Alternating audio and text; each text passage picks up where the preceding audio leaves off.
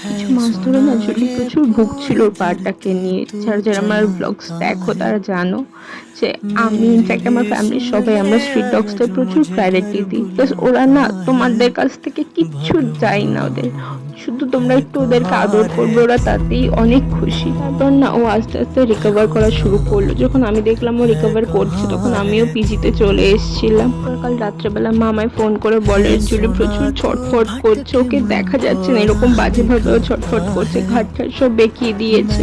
মা যখন আমাকে ভিডিওটা পাঠিয়েছিল না, আমি ভিডিওটা ওপেন করার মতো না সাহসটুকু ছিল না আমার। আমি তোমাদের সবার কাছে একটাই হাত জোর করে রিকোয়েস্ট করছি, তোমরা যদি বাচ্চাগুলোকে কিছু খেতে দিতে না পারো ঠিক আছে, সবাই অ্যাভয়েড করতে পারে না, বাট প্লিজ কেউ ওদেরকে মেরো না ওরকম ভাবে, কারণ ওদেরও ব্যথা লাগে। তোমরা শুধু একটু ওদেরকে থাকার মতন জায়গা করে দাও, দেখবে ওরা ওদের নিজেদের লাইফটুকু তোমার জন্য দিতে রাজি।